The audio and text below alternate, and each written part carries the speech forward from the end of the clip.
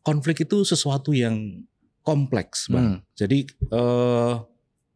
kan kalau kita lihat dari bahasanya ya, pemahaman konflik itu kan ketika kita bergesekan, itu sebetulnya sudah disebut sebagai sebuah konflik. Nah, kalau tanya layernya, mau berapa layer mintanya? Karena ketika saya bergelut atau sedang misalnya bergumul dengan diri saya, memutuskan saya memilih A atau B, itu sebetulnya adalah sebuah konflik.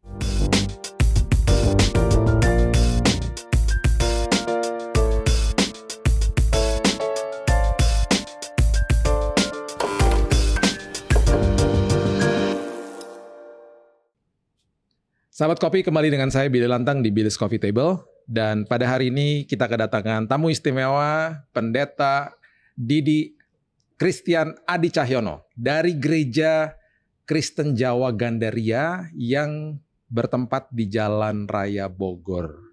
Apa kabar, Pak? Wah, luar biasa ya. Bisa ketemu dan kita ini ada sebuah pembahasan yang menarik nih hari ini. Oke. Pembahasan yang akan banyak pastinya memberkati dan membantu banyak orang nih. Nah, sebelum itu mari kita seperti biasa kalau di tempat sini kita ngopi dulu. Oke, siap. Ini kopi French roast namanya. Jadi katanya ini diolah secara French, biasanya kan kalau Perancis itu negara wine. Okay. Nah, kalau mereka mengolah kopi itu agak keras memang. Mereka agak keras, jadi French roast itu biasanya dark roast. Oke. Jadi ini French roast yang diolah dengan merek Starbucks kalau ini. Ya, kita cobain ya. Oke. Ini yang gue demen nih. Ya, di episode-episode yang lalu ada yang medium roast. Kalau ini yang dark roast. Suka kopinya keras atau? Saya suka yang kuat. Suka yang kuat. Ya. Istilahnya dia kuat. Istilah gue keras. Oke, kalau kuat itu kan strong kan? Strong. Keras hard. Masih beda ya. Tuh kan. Orang punya persepsi berbeda-beda, ya kan? Betul. Nah, itu sebabnya seringkali timbul konflik. Yes. Betul kan? Betul. Nah, kita hari ini mau membahas karena Pak Pendeta Didi ini adalah sosok yang kalau menurut bahasa awam gue nih punya karunia mendamaikan orang. Karunia mendamaikan sebuah konflik. Bener ya? Mungkin agak terlalu pongah kali kalau disebut sebagai karunia mendamaikan. Mungkin saya lebih nyaman dengan sebutan orang yang menekuni bidang transformasi konflik, yang mengajak orang-orang untuk bisa menghadapi konflik itu. Tidak lari tapi menghadapi. Transformasi konflik. Nah, catat itu baik-baik. Transformasi konflik. Nah, betul. Konflik itu layernya apa aja? Kan konflik pasti ada yang dari konflik diri sendiri misalnya, terus konflik kepada konflik yang besar, konflik negara bahkan ya kan? Gimana tuh? Betul. Konflik itu sesuatu yang kompleks, Bang. Jadi kan kalau kita lihat dari bahasanya ya, pemahaman konflik itu kan ketika kita bergesekan, itu sebetulnya sudah disebut sebagai sebuah konflik. Nah, kalau tanya layernya, mau berapa layer mintanya? Karena ketika saya bergelut atau sedang misalnya bergumul dengan diri saya, memutuskan saya memilih A atau B, itu sebetulnya adalah sebuah konflik. Ketika saya dengan Bang Billy berbeda pendapat, itu juga konflik. Ketika kemudian teman saya membela saya, sama-sama menyerang Bang Billy, itu konfliknya sudah mulai lagi kan? Belum lagi kalau ternyata kita berbeda suku, berbeda agama yang sekarang lagi rame, berbeda negara. Jadi mulai dari personal, kemudian bisa ke komunal, sosial, bahkan internasional. Tetapi pastinya yang paling digeluti sama setiap orang setiap hari adalah konflik dengan diri sendiri dong. Pastinya kan gitu. Betul. Kan kita harus ngambil keputusan tiap hari. Yes. Betul ya? Betul. Dan apakah setuju nih kalau misalnya konflik yang terberat justru lawan diri sendiri?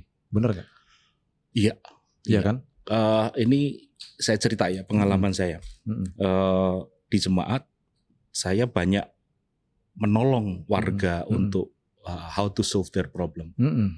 Dan mostly konflik-konflik yang terjadi, baik konflik yang antara suami istri, orang tua anak, menantu mertua, itu ternyata memiliki akar Dan akarnya adalah mereka belum berdamai dengan dirinya sendiri. Nah, itu dia tuh. Jadi saya punya masalah yang ternyata belum saya selesaikan, lalu saya membangun relasi dengan orang lain, misalnya dengan menikah.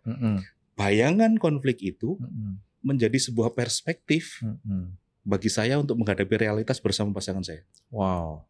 Dan itu ketika timbul ke permukaan, timbullah konflik di antara mereka pastinya. Iya. Dan bisa akhirnya menjadi konflik yang cukup parah. Karena konflik di dalam diri sendiri belum diselesaikan, benar ya? Betul. Wow. Betul.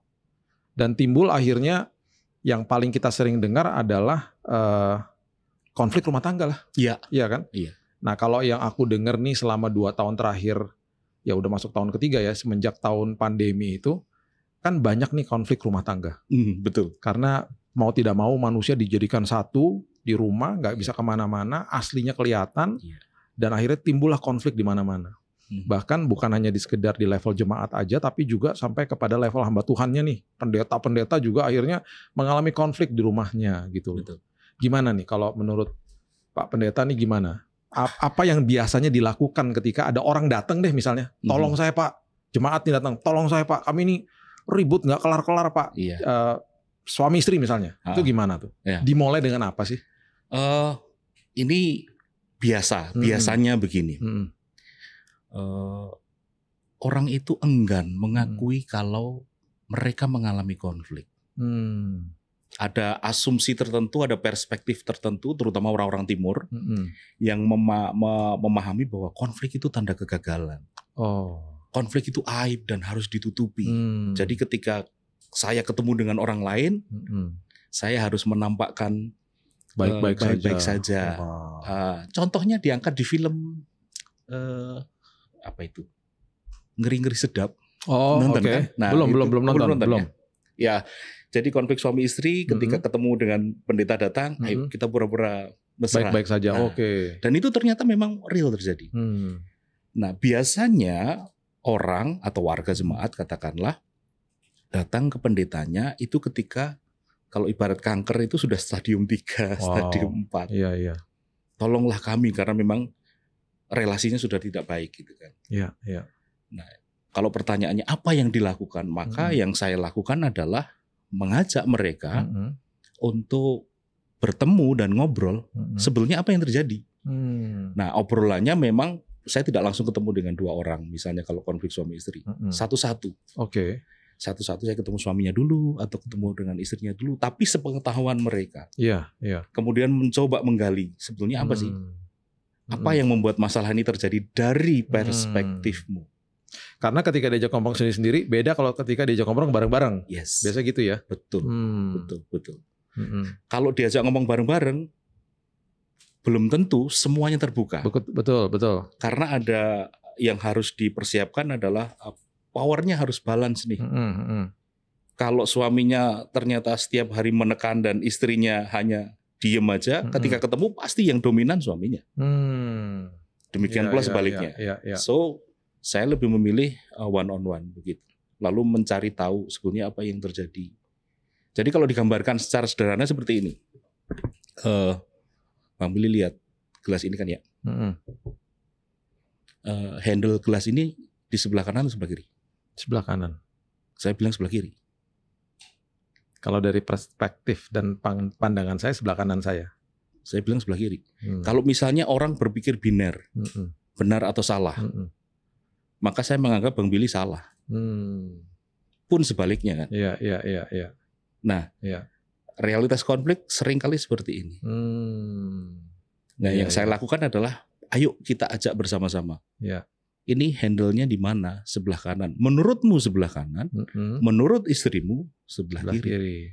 Nah, sekarang gimana caranya supaya kita nggak berantem soal handle? Jangan yang ada handle-nya. Karena udah terlanjur ada handle-nya kan?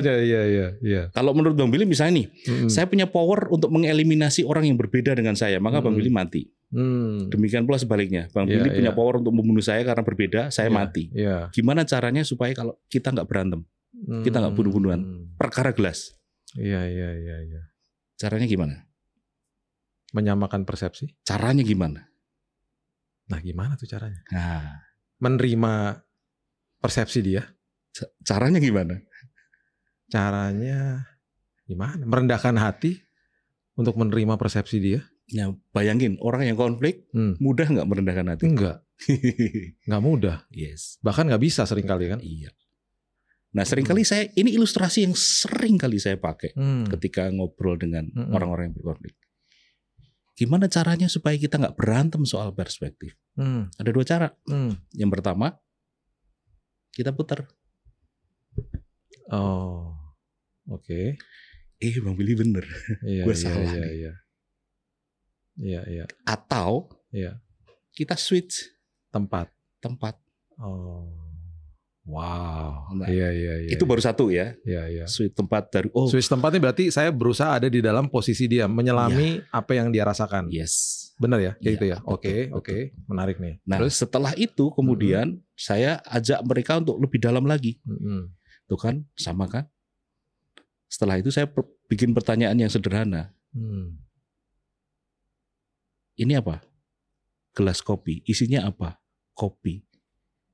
Terus harusnya kopi itu diapain? Dinikmati, diminum. Lah ngapain kita berantem soal gelas? Iya. Jadi saya ajak mereka untuk digging deeper. Karena perspektifnya berbeda. Kan selalu begini alurnya. Perspektif itu menjadi dasar dari semua tindakan. Tindakan selalu didasari perspektif. Tindakan yang dilakukan berulang menjadi kebiasaan. Kebiasaan yang dilakukan terus-menerus menjadi karakter. Dan karakter itu bahan baku untuk membentuk identitas manusia. Wow. Coba diulang tadi. Sebuah perspektif itu selalu menjadi dasar dari semua tindakan kita. Tindakan yang dilakukan berulang-ulang menjadi kebiasaan. Kebiasaan yang dilakukan terus-menerus menjadi karakter. Dan karakter itu bahan baku membentuk identitas. Kita. Wow. Cuman akarnya dari sebuah perspektif saja bisa membuat sebuah identitas. Yes. Jadi kebayangkan proses menggali orang-orang yang berkonflik itu. Kan biasanya kan mereka sudah sampai pada tindakan. Gue begini karena lu begitu gitu kan. Dan kalau itu dilakukan berulang-ulang, itu sudah menjadi kebiasaan. Iya. Akhirnya sampai pada blaming, dasar mang lu begini, lu begitu.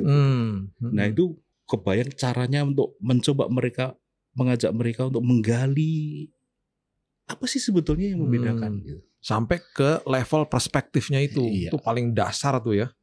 Sampai ke situ baru akhirnya bisa diubah perspektifnya. Dasarnya berubah, baru akhirnya bisa menyelesaikan konflik lah ujung-ujungnya. Tapi kan nggak 1-2 hari kayak gitu ya.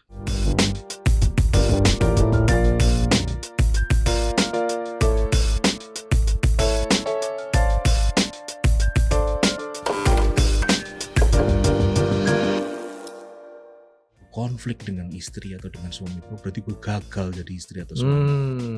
No. Iya. Karena konflik itu normal, siapapun bisa mengalami. Even tadi disebutkan hamba Tuhan, itu mengalami. Yesus mengalami konflik, mengalami.